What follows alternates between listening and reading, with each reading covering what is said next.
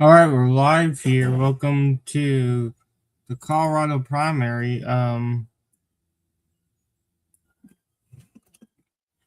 So it is another primary night here. We got several races here that will be decided tonight.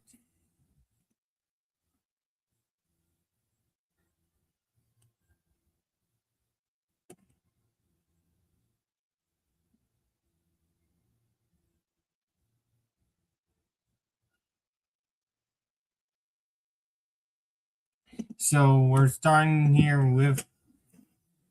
We don't have any results, but we got Dante here again, second week in a row. So welcome, Dante, to the stream. Welcome back. Hey there. Good to So we got a couple races. We got a couple statewide races and then three congressional races. Before results start coming in, let's go over the races for us tonight.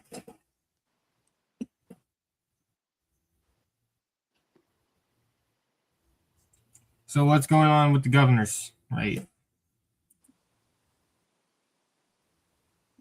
Armed out after 2 terms in office. Slightly polarizing governor, to put it mildly, but we do expect this to be a safe Democratic race, although there has been quite a bit of attention on the Republican.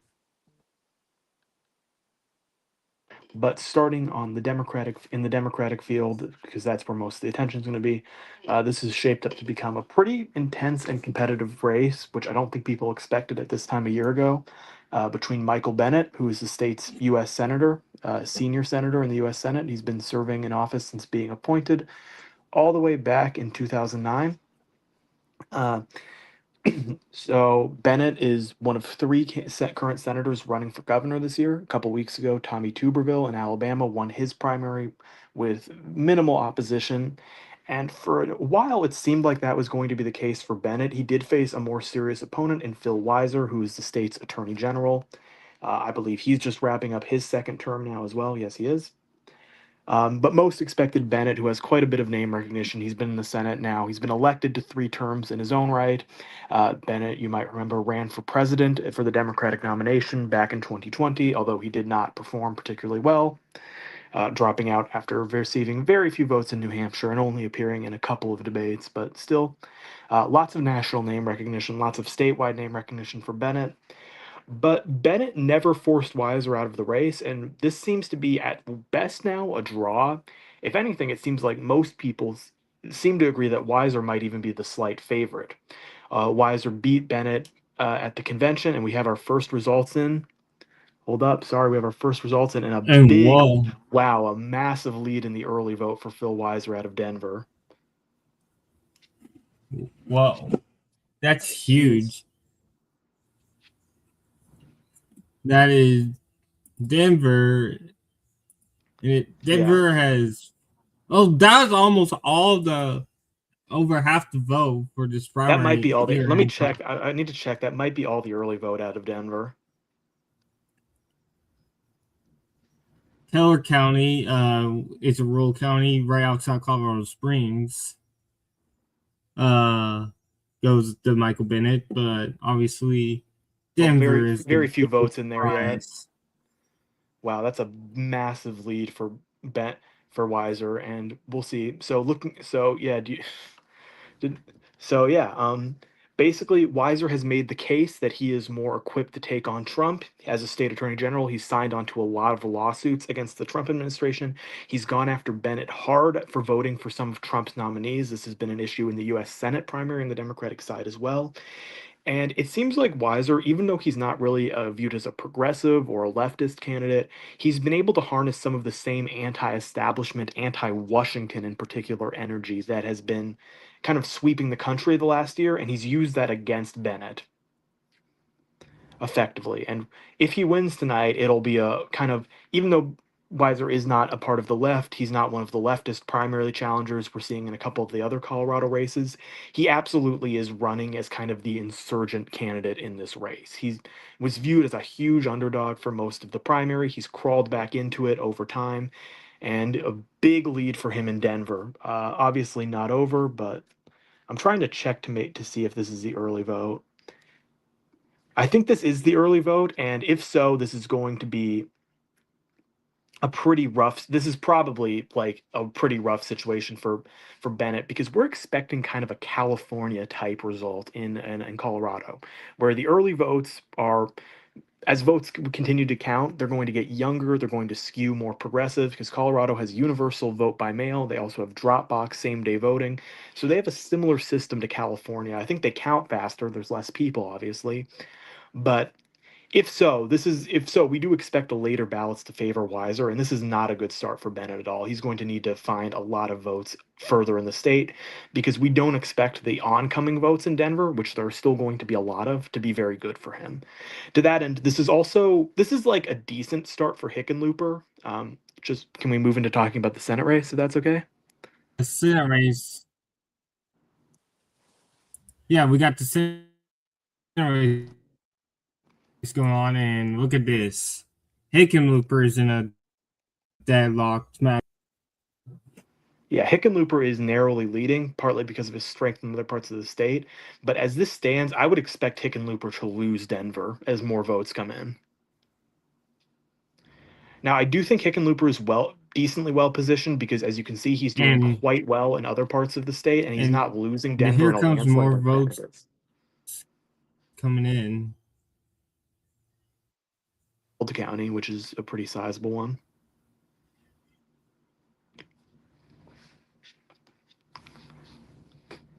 Yeah, and this is kind of, you can kind of see the difference here. So look Weiser at this, Bennett more is votes winning coming in. So we got 51 Weld. 49. Hickenlooper's doing well there. That's Greeley. And then Broomfield, that's Hickenlooper plus 10. Hickenlooper is barely leading in Denver, but he's doing. I He's think if you're he's outrunning Bennett by huge Hickenlooper, this margins. is what you need to do. Yeah. Meanwhile, Michael Bennett If you look at the two counties we looked at Hickenlooper, I mean, we looked at Weld. Hickenlooper is up 59-41. is okay. Yeah, he's getting crushed. Broomfield. He's losing Broomfield where Hickenlooper's winning. Bennett's up 51-49 in Weld. Yeah. Like, this is brutal to start from Michael Bennett. And now in Colorado first, which we haven't talked about yet, obviously kind of the race of the day with a big time primary challenge to Diana Dijet. Uh, Good sign early from Alette Kiros. She's up 47.5 to 45.1. So very close, but again, we do expect the later votes to skew more progressive, to skew younger. So the fact that she's ahead is a good sign for her.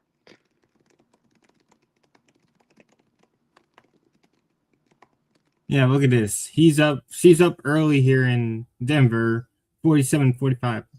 He has some enclaves of Arapahoe and Jefferson, but obviously this is just Denver County, the city of Denver. And yeah, good stuff for Kiros. Another one where it's the third district. I think it's not as probably won't be as competitive as many people might have thought earlier in this campaign. Let's go over. Can you go over why that is? Colorado 3, did you say?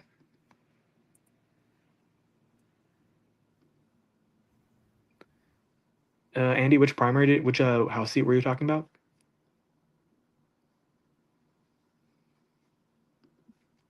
The third, the Jeff Hood Yeah, so seat. this is a Republican leaning seat in.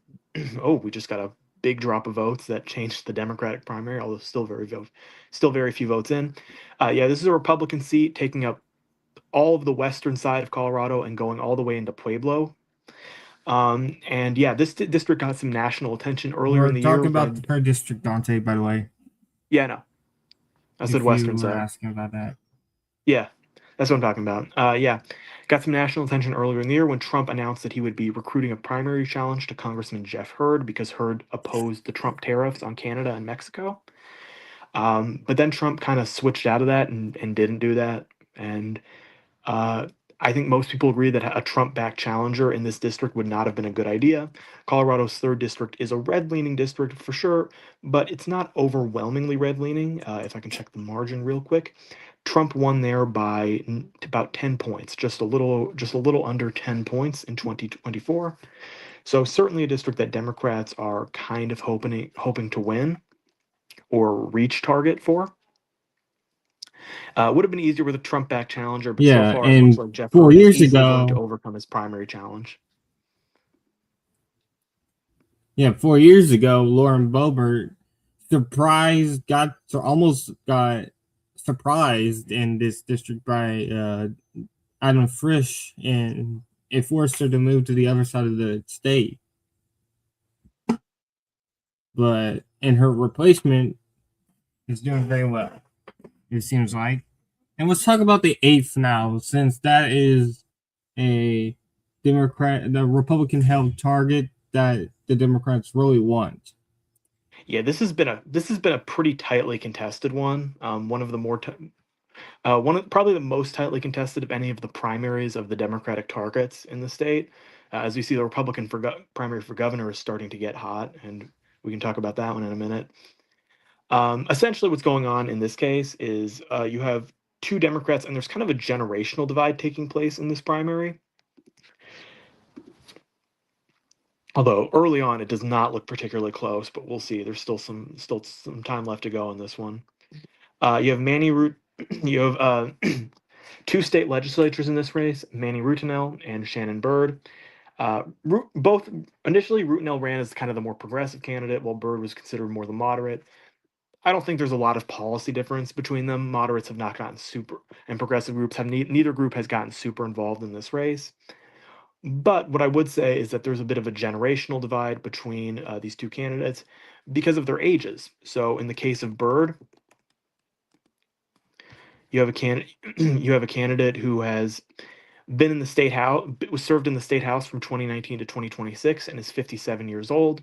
In the case of Rutinel, you have a candidate who just got elected to the state house back in 2023 in a special election and is now and is only 31 years old. So a bit of a generational divide. This is easily the best pickup opportunity for Democrats in the state of Colorado, taking in some of the Denver suburbs. They held it in 2024. They lost it in that election as well, but easily the seat that they are most hoping to carry. I think everyone believes they have a pretty good shot against freshman Congressman Gabe Evans, who has tried to kind of establish a profile as one of the more moderate Republicans in the state. But considering this district's past, we do expect this to be one that I think the Democrats would be disappointed to not flip this seat coming into November. A lot of Democrats think that this is probably one of the seats that they probably want to win if they want the House control. Well, as we've spoken about a lot recently, redistricting has put a lot of pressure on Democrats to win these narrow Trump seats, and this seat is a seat that Trump won by just under 2 points.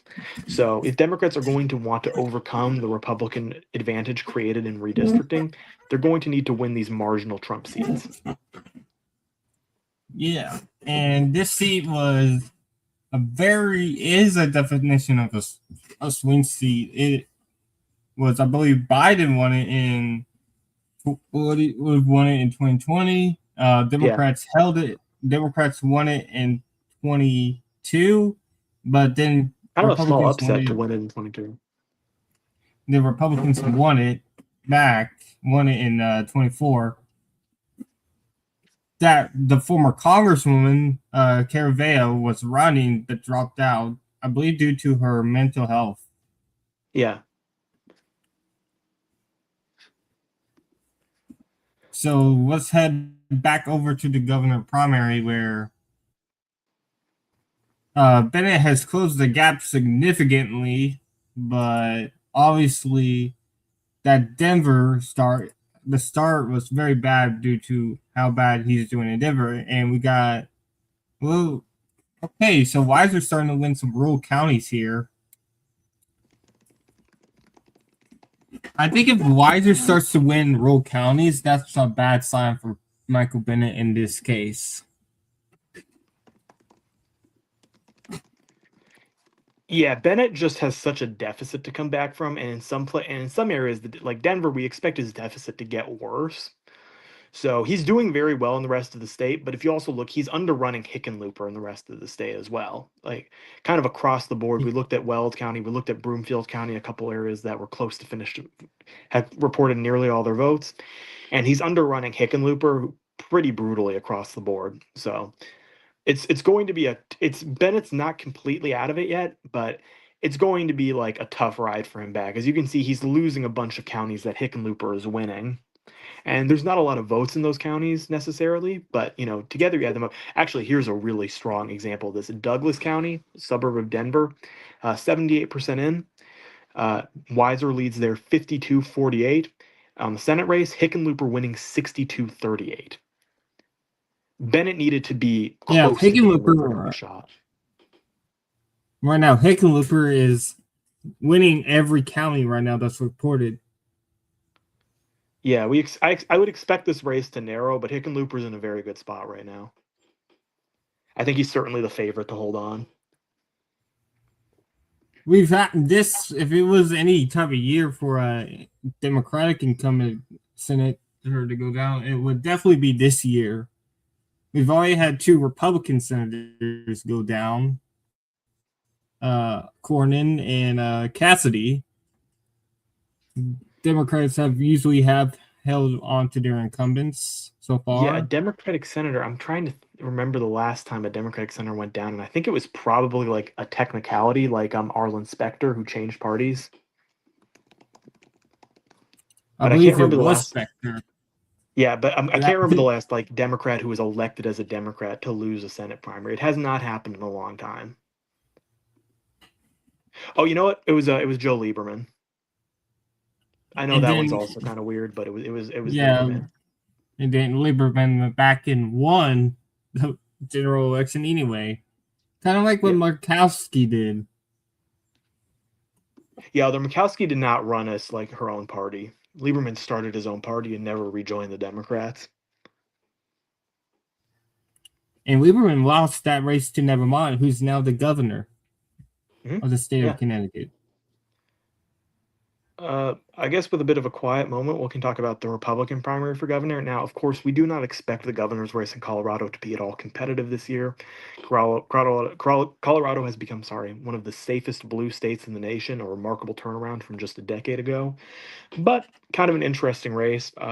State Senator Barbara Kirkmeyer, who some political heads may remember her, she was the nominee in that Colorado 8 seat in 2022, which was the first election that Colorado 8 existed for. Yeah, it was created after the 2020 census. She ran in that race, narrowly lost to the Democrat, and what was a bit of an upset at the time. Of course, Republicans would flip that seat back a couple of years later with a different nominee. She serves in the state senate right now. She has a narrow lead over Victor Marks, who is not a politician. He's a pastor, a veteran, and he's gotten a lot of headlines recently over the course of the last few weeks for a lot of claims, most notably an interview. He's claimed that when he was a child, his stepfather forced him to kill a man. In a recent interview with a local news group, he was asked if he'd killed anybody as an adult, and he wasn't able to say. He said he thought he probably had killed some people in self defense. Marx has declined to answer questions on how many people he thinks he's killed throughout his life, and has said he doesn't think it really matters. He's made a lot of other claims. There's really a lot you could talk about when it comes to Victor Marx. He's a pretty wild guy. He has claimed. Let's see if I can find some of them. He's claimed to have like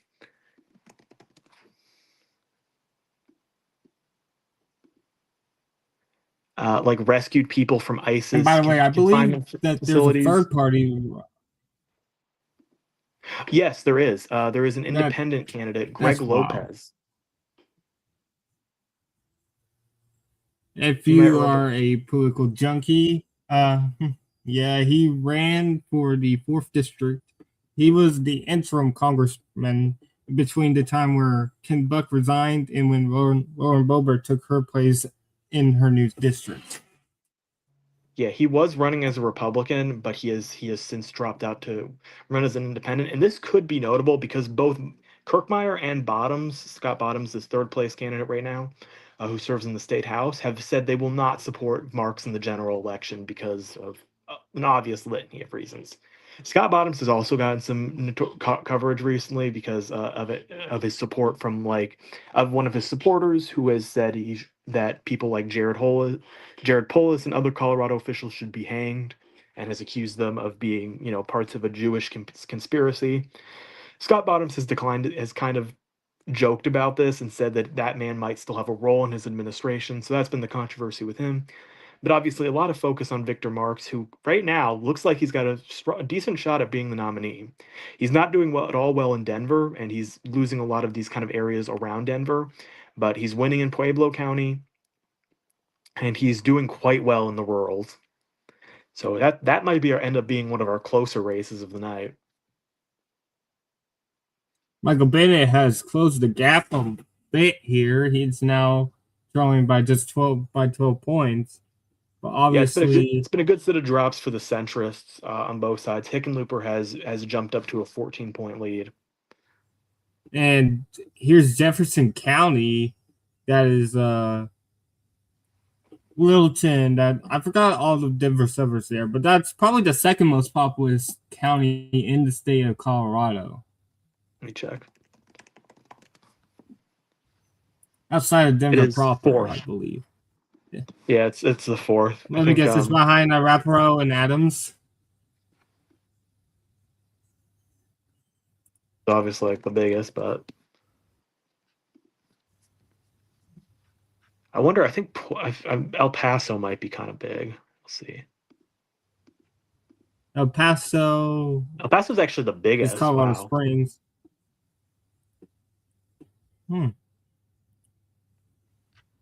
El Paso, Denver, Arapahoe, and Jefferson. And Oh, then El it's Paso is next. and then after that it's either Adams or in Larimer. After Jefferson, Adams, Douglas, Weld, Laramie, Boulder, and then Pueblo, and yeah, Colorado, and then Mesa rounds out the counties that have over 100,000 people. Colorado has gained a decent amount of people over the years. Yeah, they just got the new congressional district after the 2020 census. No, it's And become it's it's projected to. is it projected I to get think it's another? projected to gain. I think so. Yeah, well, I know. it's now. Let me check. It's now over 6 million people as of 2025. So one of the few kind of bright spots for Democrats in that it's a blue state that's also growing, and just seems to be getting bluer every year. And I think you ironically, it's still smaller than New York City. true. I think you mentioned last night Democrats have a shot at gaining super majorities in the Colorado legislature this year, and they might do that if Marks is nominated. Yeah, I've seen people say that they're only right now. They're currently a seat side in both chambers, so it could happen. And if Democrats get like super emboldened, if they want to do redistricting, they would probably have the numbers to impeach the judges that would be opposed and remove them. Although that would cause some backlash for sure. Um, this is this is bad for Michael Bennett right now. He's getting creamed in Arapahoe and He's losing Douglas. He's getting smacked in Jefferson. Obviously, he's getting destroyed at Denver. Yeah, He's and if we getting see, and smacked if in we see any Bloomington. of the later votes skewing more progressive or skewing more to younger, this could really end up being a pretty sizable loss for him. And he's up for reelect. If he doesn't win tonight, he's up for reelection in 2 years. So he might have to consider maybe retiring from the Senate altogether if he loses tonight. Anyway, because he would be Well, certainly, yeah, very vulnerable for a primary challenge in 2 years. certainly if the left gets if the Hickenlooper margin right now, he's up by about 16 points. I think that'll probably narrow a decent amount. I could see this being not a close race, but like a relatively close one. Like single digits. if the votes kind of take the pattern we think they might, but we'll see about that. Certainly, the left might take another shot at Bennett in a couple years if they have a if they have a good night against Hickenlooper.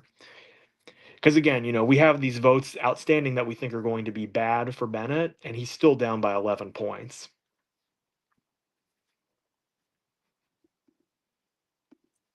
Over in the first district, we've been waiting on the get. We've had votes. We have in the small enclave of votes in Arapahoe in the get district. She's only winning them by 5, which is obviously not. But Denver is basically what it is, and she's still getting crushed. We haven't gotten any new votes from Denver anyway. We're still waiting on We votes from do, Adams and Boulder. Boulder is an interesting one that I'd circle because it's a college, because it's a younger area. It's got a college town. That's where the University of Colorado is. So that's one that I'd circle as like one where progressive candidates could potentially. We Denver do is have also a because that call. gives us more votes. We got a call. They just projected that Jeff Hurd has won. Okay, yeah. I checked the other day. He has a primary challenger who I recognize as like kind of a perennial candidate, and Ron Hanks, who did serve in the state house, but seemed to have had raised like zero money. And yeah, Jeff Hurd's winning It everywhere. seemed. Yeah. Bit of a notable protest vote. It's clear that some of the Trump anger probably stayed, but yeah. Of course, Jeff Hurd we do expect to now be a pretty reliable pro-Trump vote, considering the threat that was given to his job. I think he's just a freshman congressman. Meanwhile, it seems like Dwayne Romero has the upper hand early on to challenge him in the Democratic primary. Dwayne Romero is running up the score in Pueblo County, and he's doing pretty well elsewhere. Yeah, well, Keloff is not winning All right, by back enough there. over here to. Yeah, what's up? All right, back over here to the governor's race. Votes continue to trickle in. Michael Bennett still is trailing a lot, and it's because of the seats, the votes around the city of Denver, and obviously we still have not got Rarimer or Boulder, or El Paso, for that matter, and Colorado Springs. In the off year last year, I believe elected their first ever Democratic mayor, if I'm not mistaken. That sounds right, but I'm not totally sure.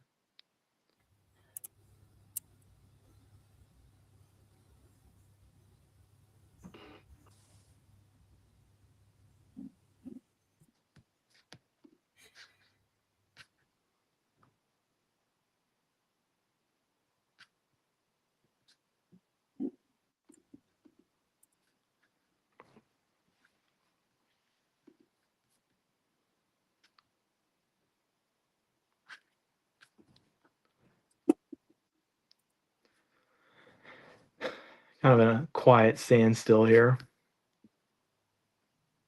We've gotten votes trickling in after getting 50% of votes very fast here. I mean, we've only been polls only been closed for 30 minutes, and we've already got 50% of the vote. Probably because we got a ton of vote out of the Denver suburbs very quickly.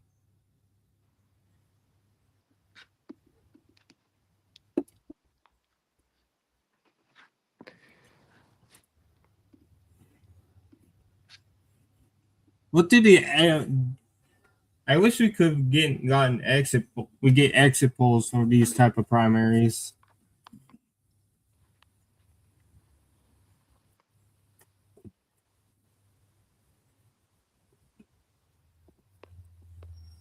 Well, we got a little lull here. What's next up on the calendar? I believe I the think next. sometime in July we got Arizona. Yeah, I'll probably be live for that. I mean, Arizona has a highly contested governor's race. We got some highly contested House races too.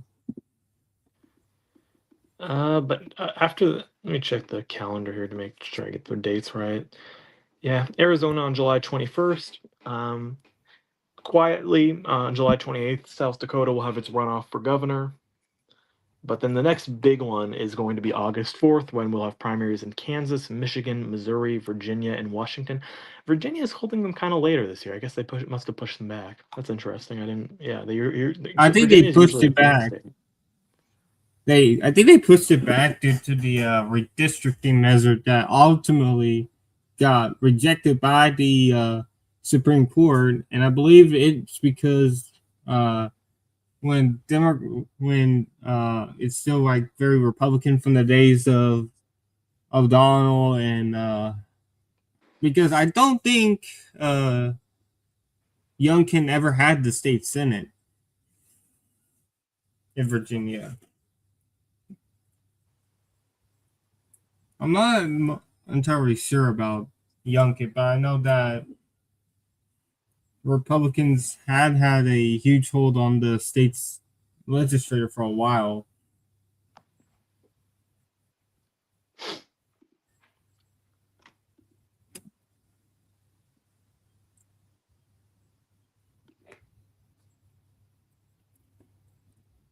I'm assuming Virginia is going to try again to redistrict next year.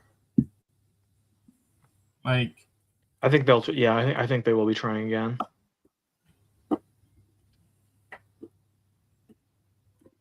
New York is going to try again. I believe the only reason I think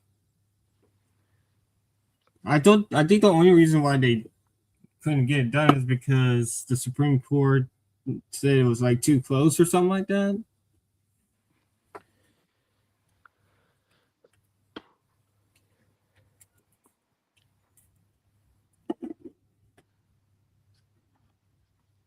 And obviously, we could get if Shapiro gets himself a majority, like gets him a pretty majority, he could theoretically redistrict Pennsylvania. I doubt he does that though. We might be closing in on a call in Colorado's 8th district, where Manny Rittenell has a huge lead, Did we just get 61 a drop somewhere? 30. Oh my gosh! Yeah, Adams just came in big here. Here we Yeah, go. he's got a huge lead in Adams. And Phil Weiser won Adams.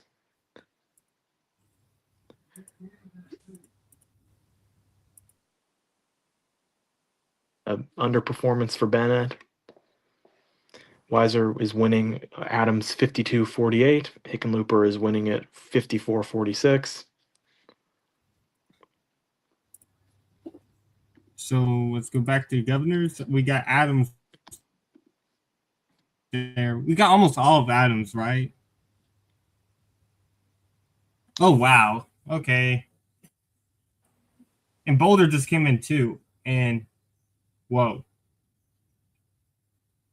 60-40 in Boulder for Weiser. Hickenlooper. It'd be just kind of huge underruns of Hickenlooper. Bennett's continuing to just underrun Hickenlooper by huge margins. El Paso just Certainly, came in, and a little good sign for Bennett there. he wins He's 51. leading in El Paso, but that's a But big performance from Hickenlooper, who is limited by 12.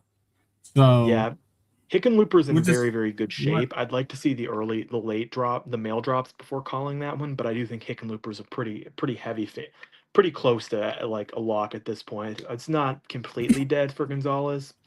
We just saw in Utah like a pretty humongous narrowing of the gap from late votes. Up winning Denver when all is said and done, but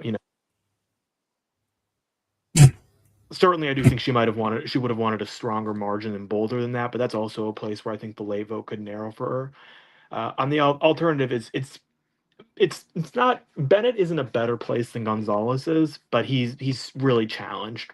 He just has not narrowed this enough, and I don't think that the late votes that we're going to get are going to favor him all that much. And if anything, they'll probably work against him.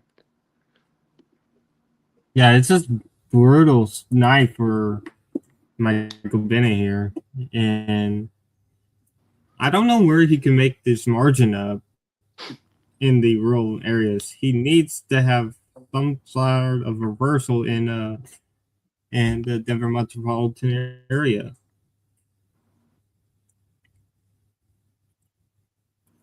Looking at this, Robert Kirkmeyer is wiping the floor in the Denver metro area. So I think Kirkmeyer is probably the favorite, slight favorite in the governor's race for Republicans. I still don't think it'll matter though. Republicans won't be winning the governor's race no matter who they nominate. But a Victor Marks nomination is the type of thing that could cause like a massive drop off down ballot, which they certainly don't want. Especially in seats like the 3rd and the 8th congressional district where Republicans are going to have to spend a ton of money in to keep them.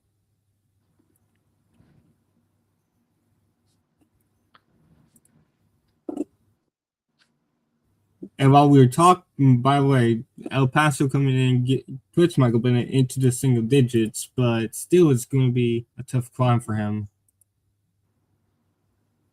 And we just got a call. Yeah. Hickenlooper wins. I think that's fair. I might have waited a bit longer. 70% in. With 70% of the vote in, Hickenlooper I just think the firewall was too big for Julie Gonzalez. Yeah, I don't think she was going to be able to make this up. Yeah, especially with Fort Collins still fully out, I don't think she would have made it up. I think it would have given a better firewall to Hickenlooper. Still kind of concerning for moderates in Colorado who were elected when Colorado was a swing state back in the Obama years. And as early as 20, and as late as 2020, they still had a Republican senator. That's when Hickenlooper was elected to the Senate. He destroyed Cory Gardner in that race.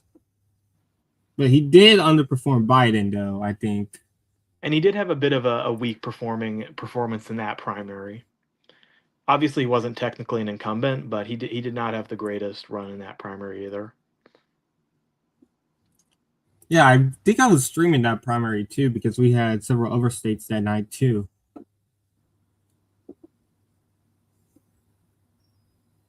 I don't think this will be as long as my other streams of the year, but it's still we have several big races here that it was warrant of a stream. We obviously still have the governor's race here.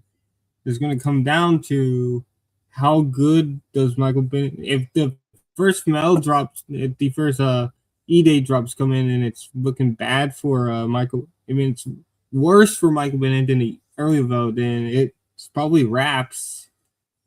We're still waiting on the 8th. And we got a call. Manny Retinell has won. We just got a call in the 8th. Manny Retinell will face Gabe Evans in the general election.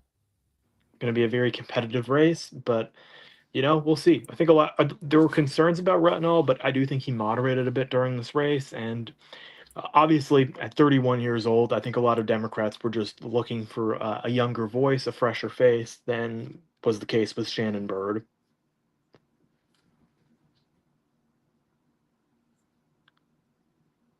And I believe he'll probably start out as a very slight favorite against Gabe Evans due to I would tilt it towards him, yeah. Democratic lean. Yeah, and probably the reason why I think Caravale won in 22 was because of how bad it was for the Republicans on the Colorado ballot. I believe that Polis won the 3rd district in 2022. or came very close to winning it. That's why Boebert had the race of her life. Uh, I believe it was just because, like, you would see it, like, you saw it in, like, states like New York where Democrats just got folded because it was a red year in blue states, but in the swings, except for Colorado.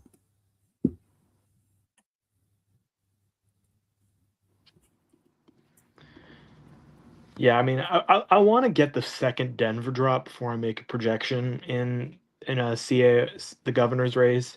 Similarly, I want to see a second Denver drop before I make a projection in the first district, which are the two races we're still watching. I expect the later votes to skew younger, as I've said a lot this night, to skew more progressive. I expect that to benefit Weiser. I expect it to benefit, obviously, Kiros. Even Gonzalez in the Senate race, I expect to like, I would expect the next drop to maybe put her ahead in Denver, but I want to see that before, I finish up the night here. It looks like we're headed for a very close finish in the Republican primary for the governor's race. Although Kirkmeyer's lead has remained kind of stubborn,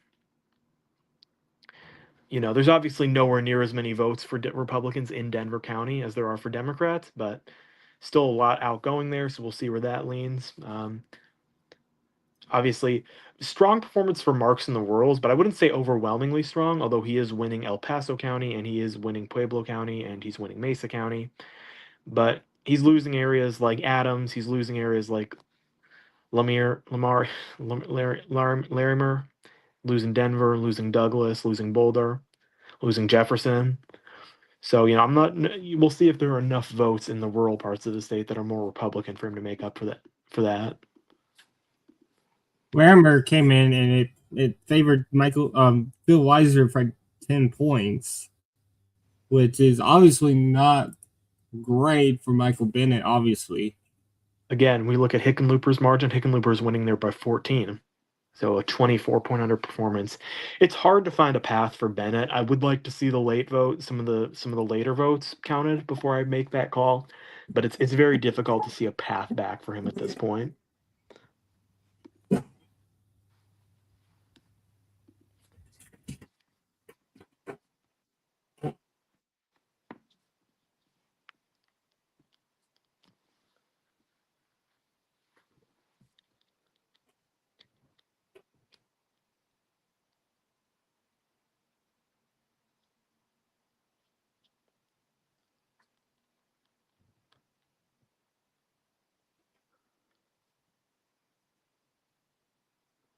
And look at this. So Mesa, Weiser's dominating there, obviously, but what's Hickenlooper's margin there in Mesa? Well, for 59-41 Hick. So Hickenlooper is another 20-point overperformance for Hickenlooper over Bennett here. And That one's even bigger. Let me quickly check. I think that one's, let's see. Weiser won by, yeah, it's like a 34-point Weiser wins by overperformance. 16. Yeah, and Hickenlooper won by It's just 18. brutal for Michael Bennett. Brutal. Again, while this was not a primary fought in ideological lines, still kind of shocking to see an incumbent U.S. senator lose a primary for governor. You just don't see that very often. When they choose to run, they usually win. But it kind of sounded like, from people on the ground, it sounded like Michael Bennett did not run the most vigorous campaign until he recognized very late in the process that he was in a close and competitive race. And that can burn you. And, we'll have another test of this in a couple months in Tennessee, where Marsha Blackburn is running, the senator, and faces U.S. Congressman John Rose. And I think the reason why Bennett this started collapsing quickly was not just because of his incompetence. It was because of some backlash of the on the outgoing governor. Yeah, of course. Do you want to explain that? Yeah, so Polis, I don't think he pardoned. I think he just commuted the sentence of this lady who tried. I think it was in Mesa County. She tried to tamper with some voting machines, and she got sentenced. Trump tried to pardon her, but obviously you can't pardon away a state crime, and well, the president can't pardon away a state crime, and but Polis went ahead and commuted her sentence and got him into deep trouble with the party.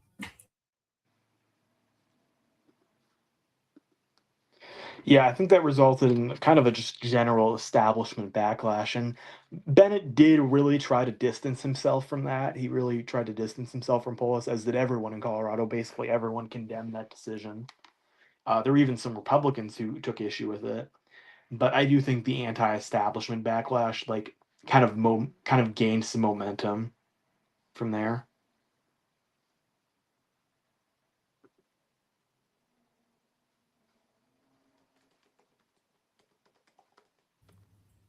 So we're just waiting here on what do you think? What are we waiting on? We're just waiting for all the mail to come out. Waiting on Denver, really.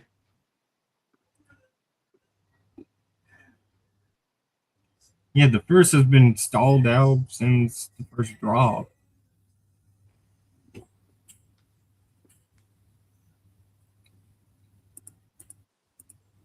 Where's the Jefferson County part of the first? It says Jefferson is part of the first. Like, where the hell is that? Like,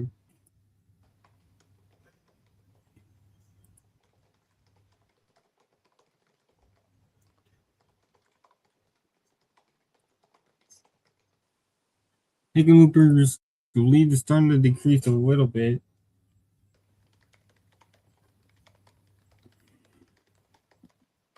Yeah, this is going to be. I think Hickenlooper lost the county in his first primary. Yeah, I don't remember where he lost. I'm going to look at it right now.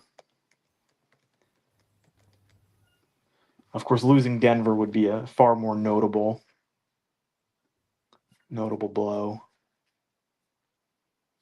He lost one county. He lost, I might mispronounce it, Sagouche County. And the good news for him is that with 93% in, he's up 6 points there. Of course, there are about a combined 800 votes. So do with that what you will. I would say at this point that it is nearly guaranteed, though, that Gonzalez is going to outperform Romanoff. Romanoff got 41.3%, got about 41.3% of the vote. She's sitting at 42.7%. And we think, obviously, as we've said, later votes will probably be a bit more favorable to her than these early ones. So he is going to end up performing weaker. And, Hickenlooper, who has said this will be his last term, is probably going to end up retiring with two pretty weak primary performances on the docket.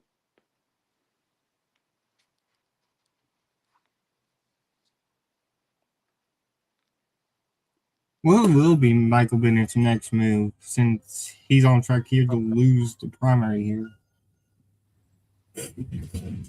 I have to imagine he would consider running for re-election, but we'll see.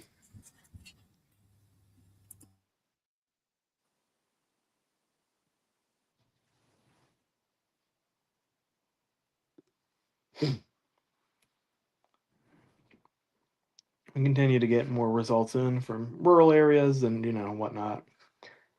But I do wonder if they're going to finish all of these before like releasing any more from like Denver or any of those areas. If that's the case, we still have like 4 or 5, maybe 6 counties left.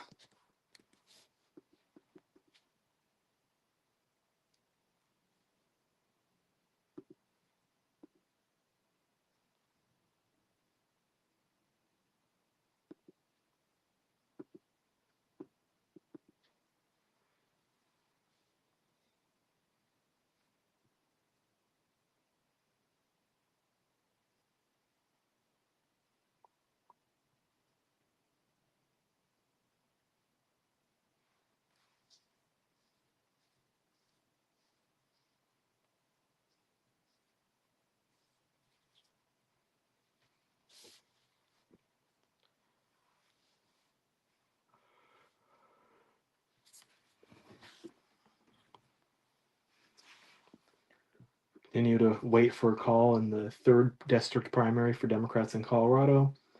Although certainly Dwayne Romero looks like a pretty firm favorite there as of right now. But still some votes outstanding that, could draw it into question.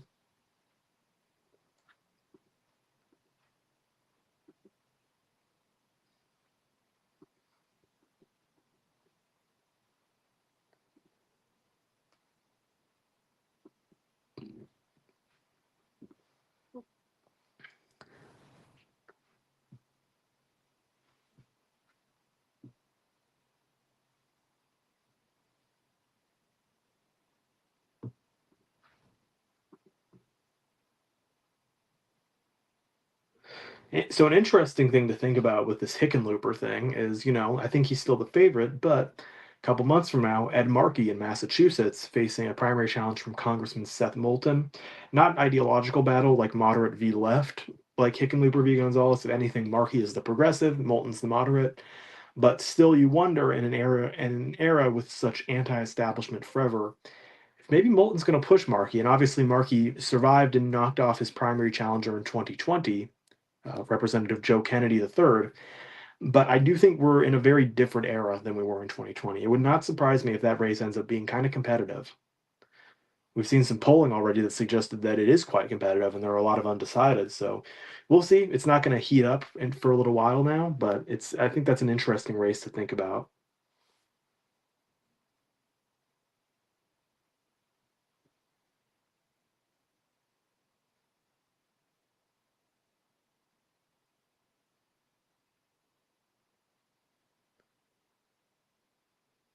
Andy, you there?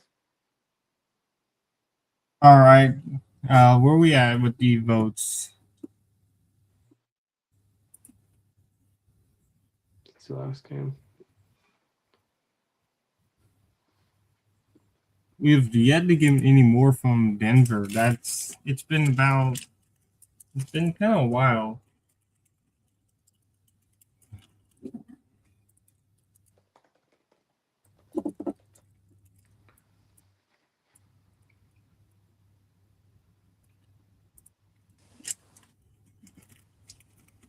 No, right now in the rural areas. Looks like there's only 3 counties that have not reported any votes.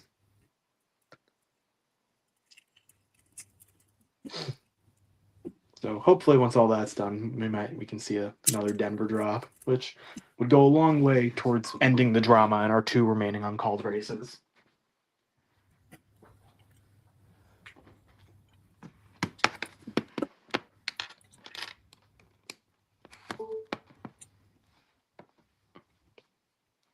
I suppose the governor's race is uncalled, but I don't know if we're going to get a conclusion to that one tonight, seeing as it's a pretty close race with Marks now trailing by just over 2 points.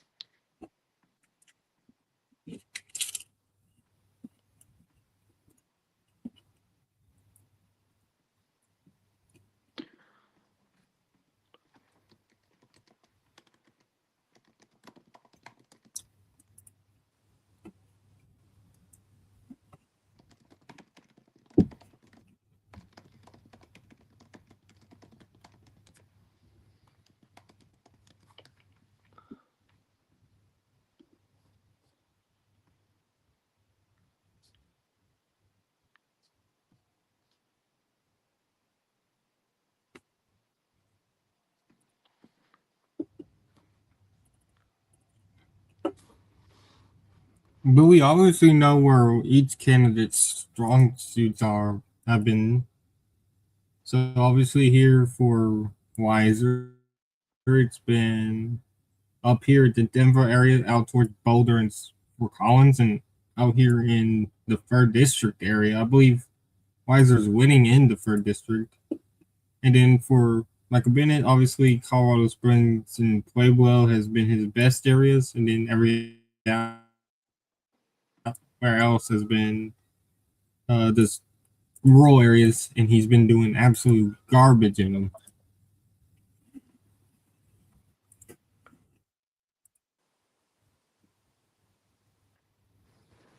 A narrow Arapahoe drop would be kind of noteworthy as well. Only 70% there. And we just got a call. They just called it for Phil Ooh, Weiser without another drop. that's interesting because they did not call it for Kuros, but I will say in a statewide race, I mean, we've been talking about this. Phil Weiser has been a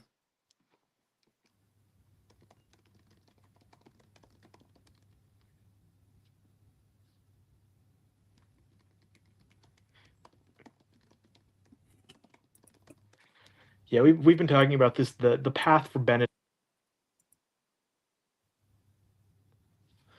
I was waiting to see a projection, but you know, waiting to see another drop, but it's difficult to see Bennett doing better in these later votes, and to that end, he's still trailing by just under 10 points.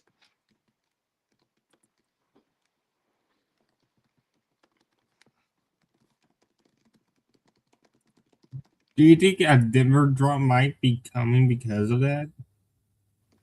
Maybe, although I think they were probably more just inspired by the fact that he's. I mean, why look at the Hicken? We've been talking about his margin versus Hickenlooper all night. And both their areas of weakness have been Denver and the suburbs around Denver. And that's kind of embarrassing for someone like Hickenlooper because he was the mayor of Denver, Colorado before becoming the governor of Colorado. Well, Bennett, superintendent of the Denver Public Schools. That's him. It's his home base as well.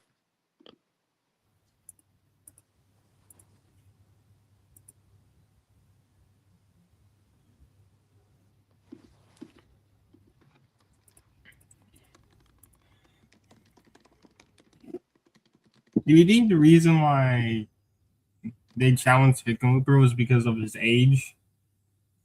I think it was a ideological primary challenge. Gonzalez has been affiliated with DSA in the past. Hickenlooper's some Trump nominees.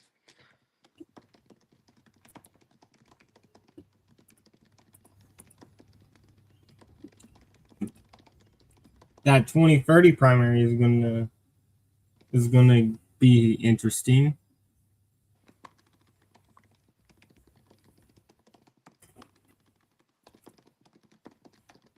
The 2030 primary is going to be interesting because we got Hickenlooper has confirmed he's retiring, and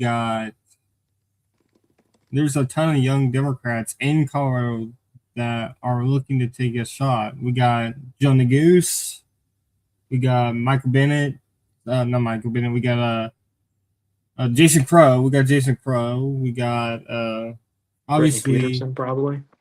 Brittany Peterson. We got, let's see. Well, Kiros is going to be, if she wins, That's true. Kiros 29, Brutenel 31. yeah. Like Colorado has a bunch of young, like Peterson's 44, I believe. Yeah, all of Crow, Goose, and Peterson are pretty young. Yeah, they're in their early to mid 40s right now. They'll still be in their 40s by the time Hickenlooper seat comes up again.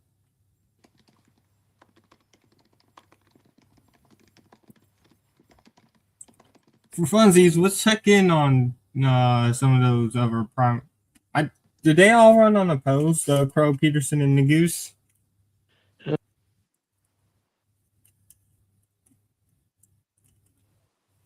Much everyone actually, it seems like pretty much every incumbent ran unopposed except for Jet and sorry, what's his name? Jeff Hurd. Hmm. So it seems like if the bench in Colorado is deep, we also got probably the mayor of Denver probably wants a shot eventually. Mike Johnson. When did he run? He ran, I think, for governor in 2018. And then we Sorry, Mike. got I think his name's Mike Johnston, obviously actually. Weiser could theoretically run there, but also he would because his term is also up in 2030. The same. Wait, no, Hickenlooper will be up in 2032. It'll be coincide with the next presidential election. Well, So and of why course is we it? could also. Yeah, why should theoretically be in the mix? But She could make another go at it with much more name recognition than she had this time around.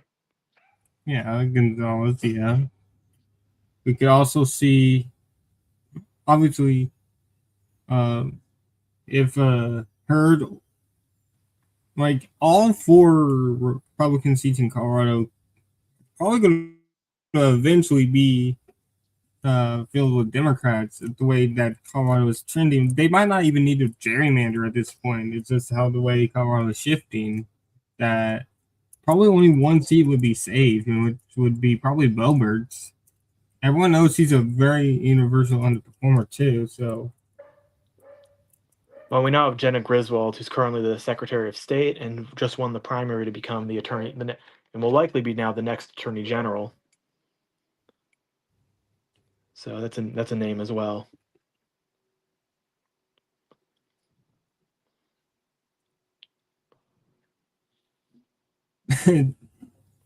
so 2032 is going to have a messy primary. Probably it's not. It's possible not all of them run, but it's good to look at the bench when everyone knows. It's like the state of Michigan. Let's go with Michigan for example. Obviously, people don't like people like Haley Stevens or Melissa Slotkin. They ran because they're young Democrats. Let's say Abdul wins in the. He's in his Abdul's like 30 something. The Abdul's 40s. in his Abdul's in his 40s. Haley Stevens is in her 40s. McMorrow's in her 40s. Uh, Whitmer was elected in her 40s. She's gonna be mid. She's gonna be like 55 or something. People run her for president. Rashida Tlaib, probably too comfortable. Well, if Abdul wins, I don't think you could roll out Tlaib, right? Obviously, Jocelyn Benson, she's young. She'll be the next, probably will be the next governor of Michigan. Uh,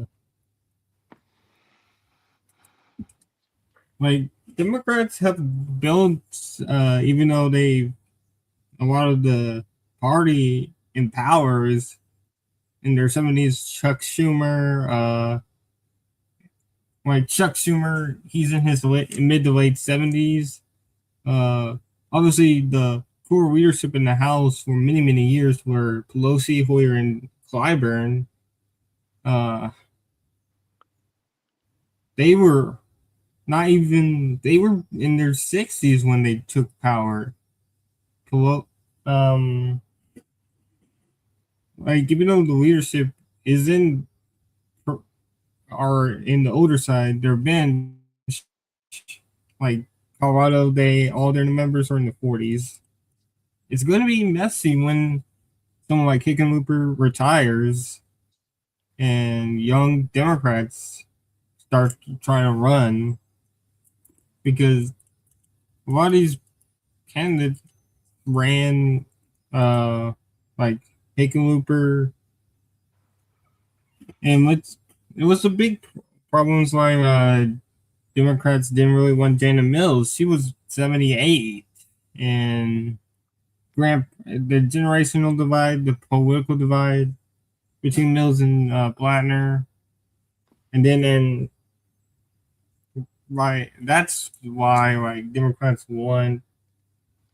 It's been a problem like the establishment Democrats that people are upset with or were there since the Clinton administration.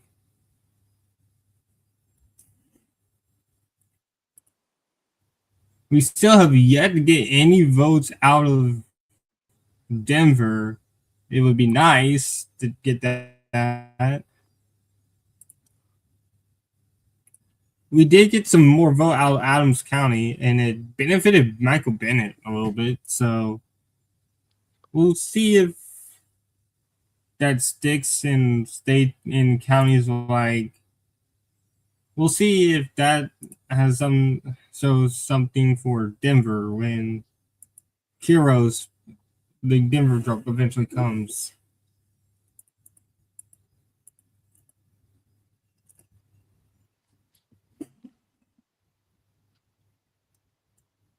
I believe after Heroes, I believe after Deget, and I believe the next couple of incumbents in danger are Street Janitor in Michigan's 13th. Wait, the 13th's to leave, right?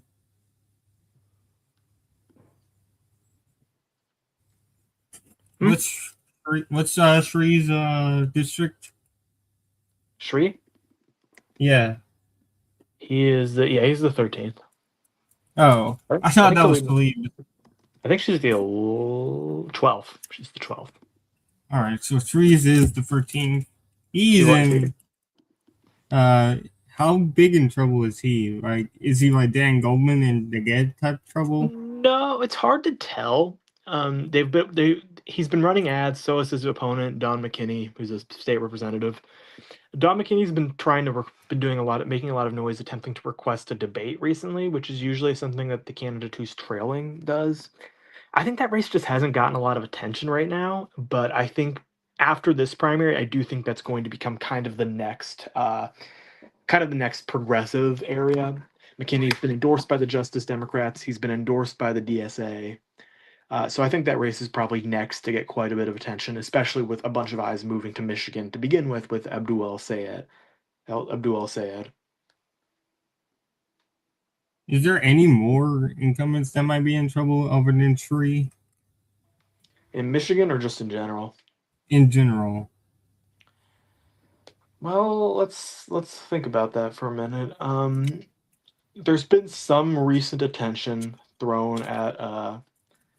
Obviously, I mentioned Ed Markey earlier, although that's a senator. Some amount of recent attention poked at Arizona, although I don't see that one being all that competitive as it currently stands. But just in terms of like going in order, face same party challengers. The most notable ones of those are Jimmy Gomez in Los Angeles and Doris Matsui up in the Sacramento area. Doris Matsui actually finished behind her challenger in the first round of voting. Obviously, doesn't mean she's going to lose, but she is in a lot of trouble, it seems like. Just kind of going around the map here and looking at states. Jared Moskowitz and Debbie Wasserman Schultz are both facing primary challenges. Obviously, a lot of chaos in Florida with the moving parts, the new map has created kind of a lot of, just a lot. There's a lot going on in that state right now. Wesley Bell in Missouri. Oh yeah, Those are some that kind of come to yeah, mind. yeah. Corey Bush, you said something recently that she is probably in the lead. Like, I don't know if she's in the lead. I do think there's like some kind of problematic. I do think there's like some difference in then being an incumbent who loses and then running again, rather than being kind of a fresh new candidate. But I do wonder if the fact that Bell benefited so much from AI pack money in his first run comes back to haunt him now that AI pack is significantly more unpopular among Democratic voters than it was in 2024 when it was not considered like a high interval issue.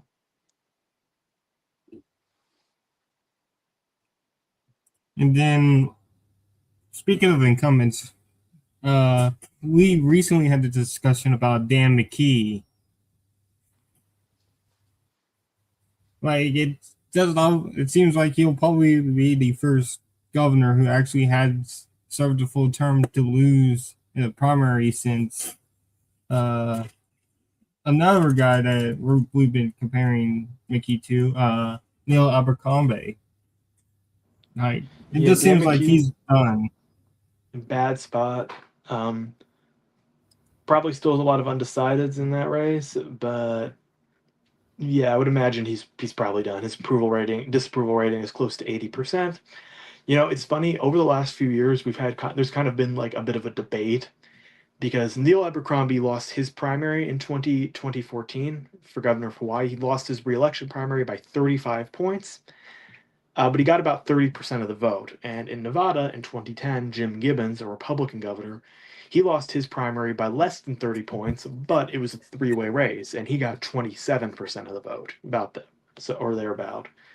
So the kind of debate has been who is the biggest loss for an incumbent governor? Is it the guy who lost by 35 points versus the guy who lost by under 30 points? Or is it the guy who got 30% of the vote versus the guy who got 27% of the vote? I don't think we're going to have that debate anymore.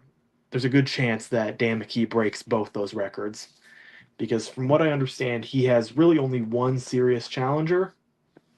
So, I mean, yeah, there's a couple other candidates in the race, but it's primarily Helena Folks, former CEO, businesswoman, CEO, worked at CVS, the niece of Senator Chris Dodd, and ran in 2022, came up short, but I don't think she will be coming up short this time, to be honest with you. And then obviously another governor in trouble is Raymond Roden, obviously. But I think, but he will probably doesn't.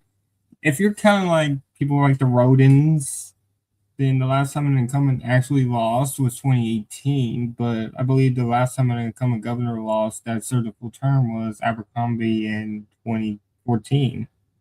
Yeah, Because in Roden was kind 2018, of elevated after, yeah, and it was the we'll same see. He might not thing. even lose. Yeah, and the same There was thing some with the same. The reason why I say 2014 full term is because Jeff Collier in Kansas lost to. That was my first ever major election I covered. Yeah, he lost to Which Chris they Kobeck, and cut. that was a close primary. Yeah, it was like 50 votes or something like that. It was. That was a tight primary. I think Jeff Coyler is he. I think he might be running again. I think he dropped out due to health issues like the last Okay. time. Yeah, the guy's been going through it with the health issues. Incredibly close primary, and kind of a disaster for Republicans because Jeff Coyler likely just kind of coasts to reelect. I don't want to say coast. Sam Brownback was so unpopular. I don't think any Republican was coasting, but I think he probably holds on. Whereas I definitely don't. I definitely don't think Chris Kobeck obviously went on to lose. By 9 points.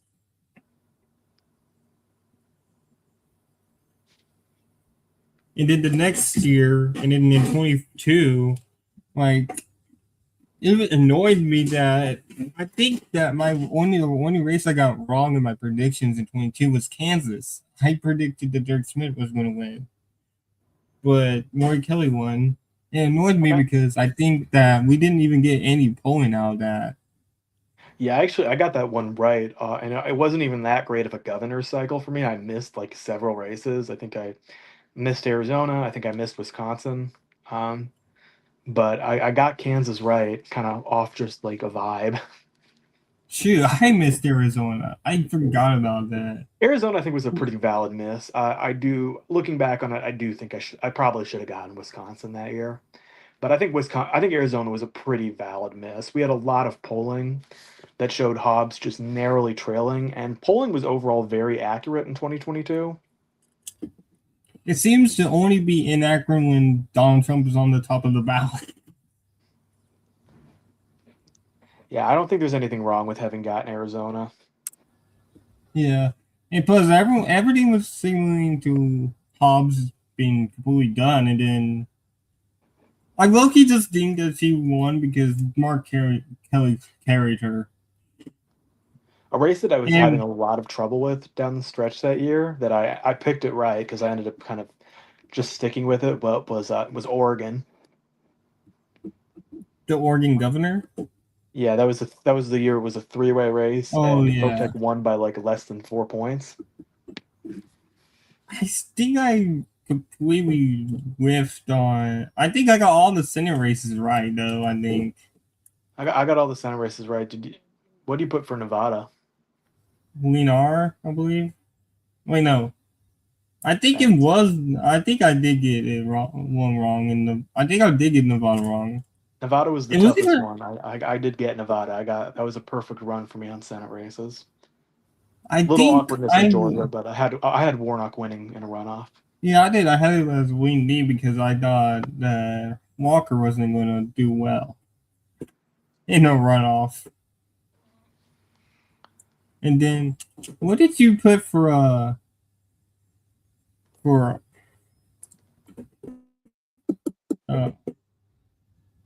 what did you put for the House? I remember. I think I was kind of 2 seats off of the final margin.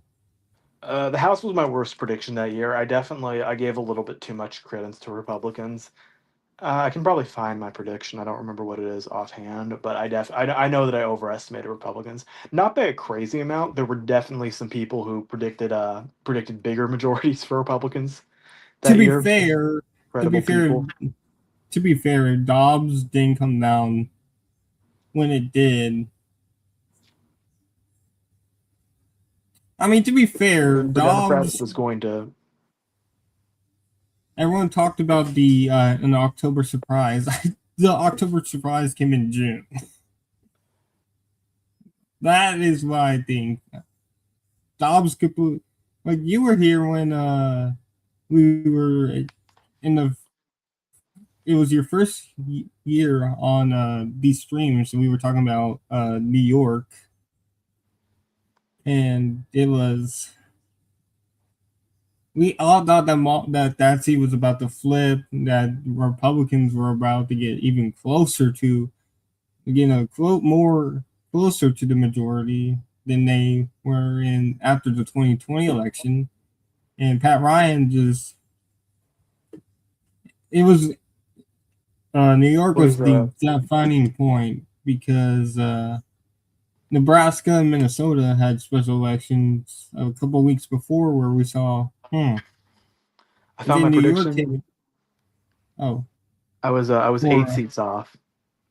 I had 230 Republicans, 205 Democrats. It was 222 Republicans, 213 Democrats. I think I had them like 225. And what's funny is I had Democrats like winning some seats that they did not win. I had a Sydney Axne winning re-election, which did not happen. I think I I had had a her win too. I had Chris Pappas losing, which did not happen. So that's an example of one that I like. It's kind of a funny map to look back on, but I definitely had Democrats like losing some seats that they went on to win, and Democrats winning some seats that they went on to lose. That's it. That's it. And the Axne one is weird. I'm not quite sure what I was going with there. I wonder if that was a misclick because it stands out. I Yeah, was looking at there was my another 20. Democrat I had winning who I think lost, but I don't remember who it was. All right, so I've been looking at my 2022 predictions playlist, and I just randomly have a 2014 midterm election video from CNN. That one has 25,000 views. Might as well get rid of that.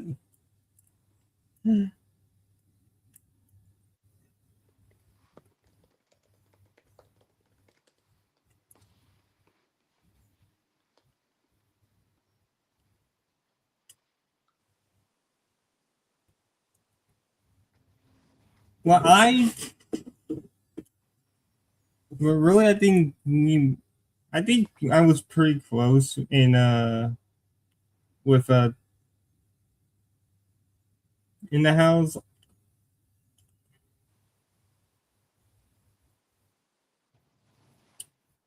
Oh no, Dante, I had actually losing in 22. I had in my final prediction I had actually losing. Who losing?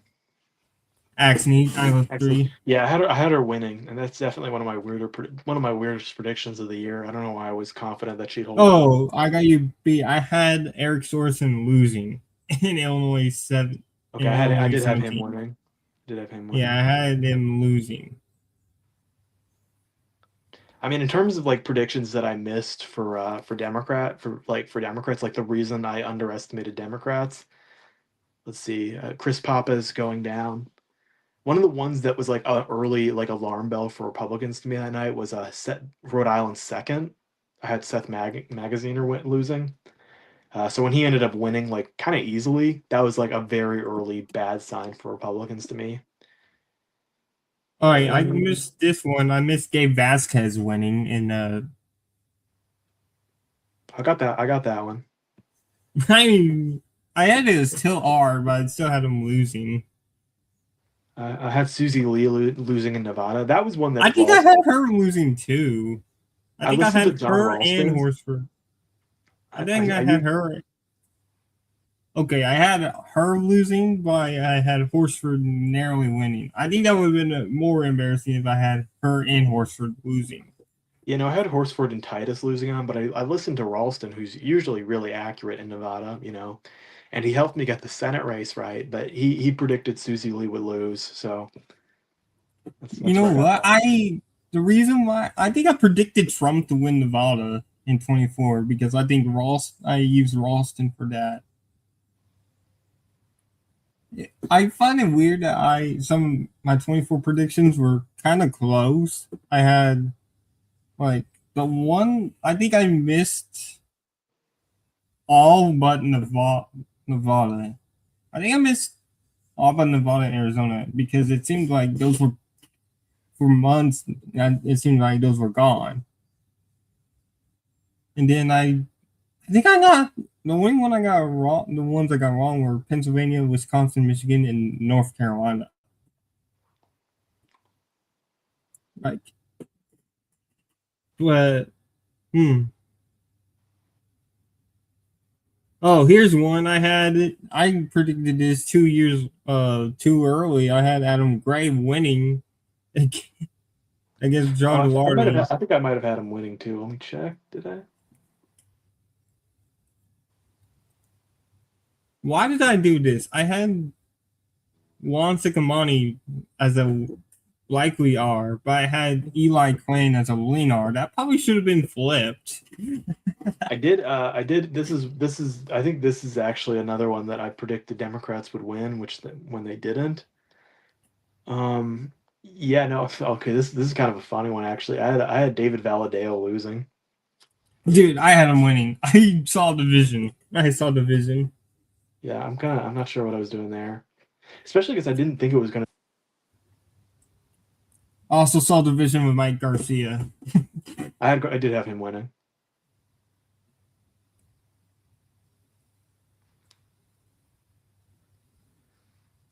I think As I I said, was. I think talking about Duarte was Colorado the. 18. I think I only had Duarte. I think I only missed Duarte in California. That's actually pretty good. I had Yeah, it's still Kim, Calvert, Garcia, and Valdea all winning. And Porter Levin also winning. So Yeah, Porter and Levin. I know that a couple of the prognosticators had Levin losing that year. I don't remember if they had Porter or not. I didn't understand why they had Levin losing. He had a better district than his original one. Yeah, but that area is kind of red or down ballot. If anyone, it would have been Porter to lose because. And then, oh, I cooked. I had Potola winning the general. I had her and Golden both winning. I think I had Golden winning. Okay, I missed Colorado 8 in my original prediction. I I was had bringing that one up. I was because we were talking about it earlier. Yeah, I had Colorado 8 winning. That's why I called it a bit of an upset. having Patola winning. That's cook. You're like I'm kind of pissed I missed her, but missed that one in 2024. But to be fair, Patola has done it in the red environment before. Okay, what was I smoking? I had Colorado of California 3 as safe, and then I had McClintock as likely. What was I doing? I had McClintock as likely. Yeah, I think that's his seat. Yeah. Um, No, I had the Kylie seed. That was the old Kevin Kylie seed that he Oh, maybe won. that's the one I have as likely. I can't really remember. I think that might be. Yeah, I think that's the one I was likely. I'm looking at the map, and we have our new California map now.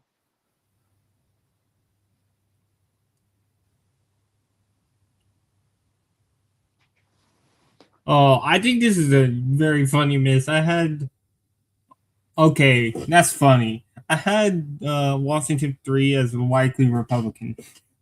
I did too, and I think pretty much everyone did. I probably should have had it at lean, but I was never realistically going to pick MGP. But I do think I probably could have had it at lean. Why did I underestimate Amelia Sykes? I had her losing. I also had her losing, but I had Captor winning. I had Captor better than Landsman. To be fair, I didn't think that Chavez was in that much trouble.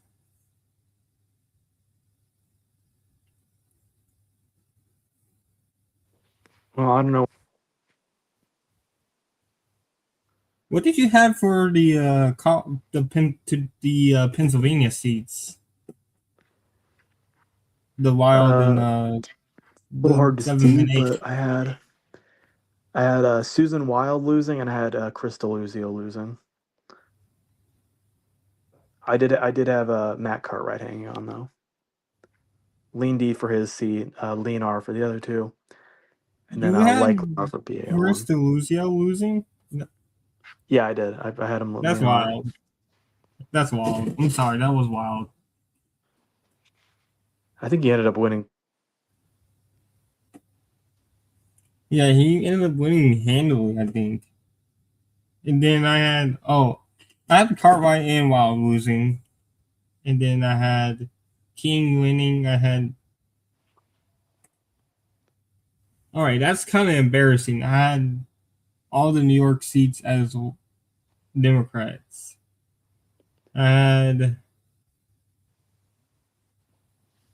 had Brandon Williams winning, and then I I had did. I had him, and I had both.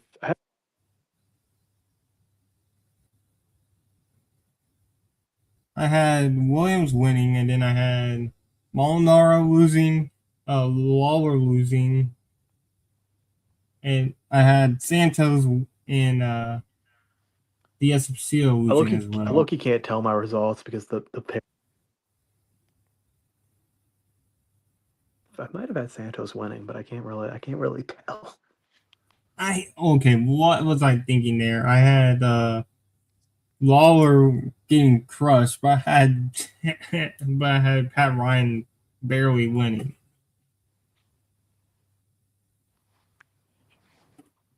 That's not the first time. That was the first time that happened to me. But then I got tricked by Lawler twice. I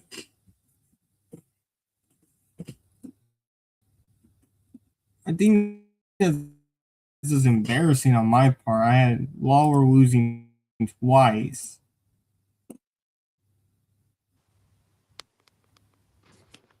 Yeah, I had Lawler losing. I think most people did. It's funny because we all knew the race was I going had to be Lawler close. losing it. Yeah, I had Lawler losing by a likely margin. And then in 24, I predicted Molinaro to win, but Lawler to lose, and it ended up being the opposite.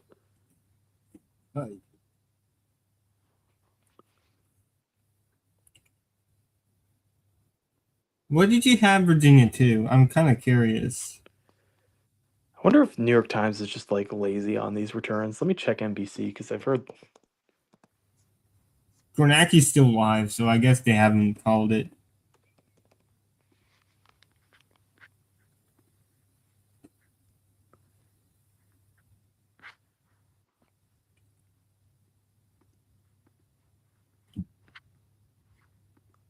Oh no, okay, they're the same.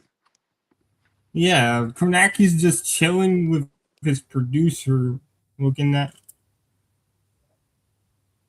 Diver just dropped. Diver just dropped. We got a Diver drop. We just got a Diver drop live. Can you? We just got a Diver drop. We just got that Denver drop, Dante, that we've been Got up waiting in my for. chair. Upon seeing that, I'll just quickly cover the results. I hope people can hear me. I hope I'm not.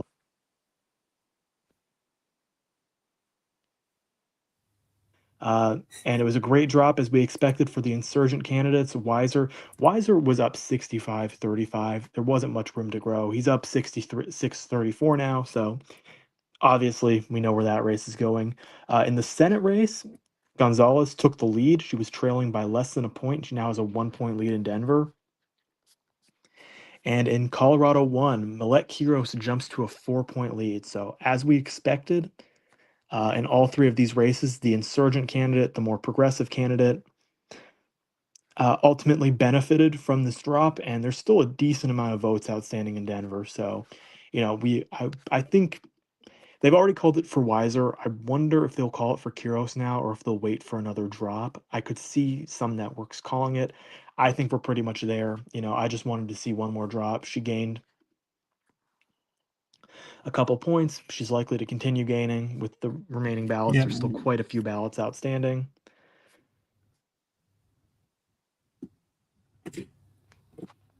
yeah, that was quick. I was looking at Kornacki's. We were talking about like if any other places called it, or and then we got the drop immediately. So that was a huge drop. Don't know when we're going to get our Kiro's next doubled the drop out of lead. Denver, considering how long it took to get that one, with polls closing Yeah, it's looking. an hour and a half ago.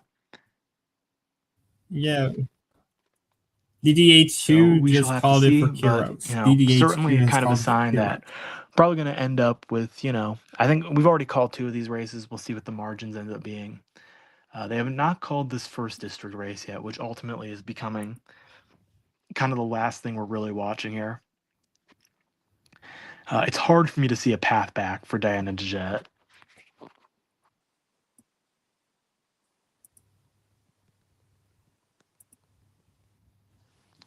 That was yeah, that was quick. Um,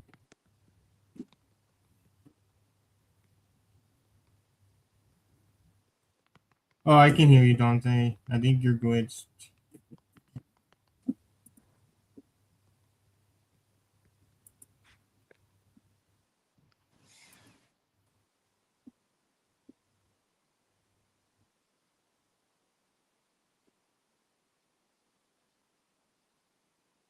I'll remove you, Dante. I'll put you back in.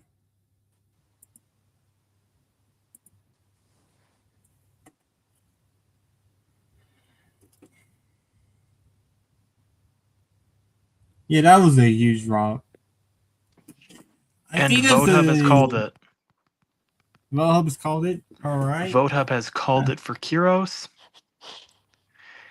I And I think think we're that's good enough for starting. me. I mean, Yeah, we'll see I when think the we're AP starting to get makes out the the projection. call. I think they're probably waiting for another drop. Yeah. Hickenlooper is going to end up having a very decent margin, but he does underperform by 2 points his first primary, and he wasn't even an incumbent then. So, eesh. Yeah, there's some Again, I don't for know if I'm progress. glitched or if Andy's No, glitched. no, no, no. Yeah, I'm gonna call it here, guys. We're starting to get glitched here. Dante, can you hear me right now?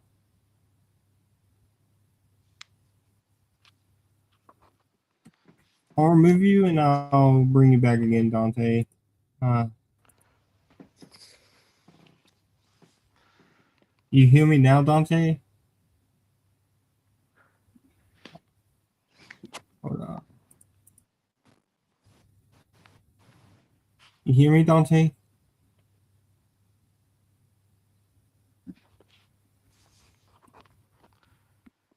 All right, we're just gonna end it there.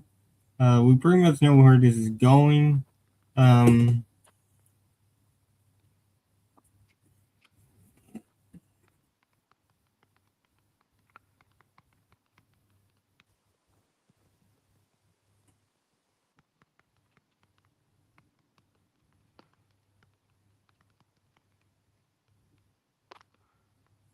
We're glitched.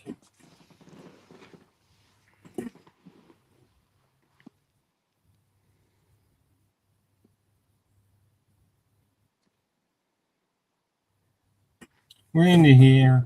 Thank you guys for watching.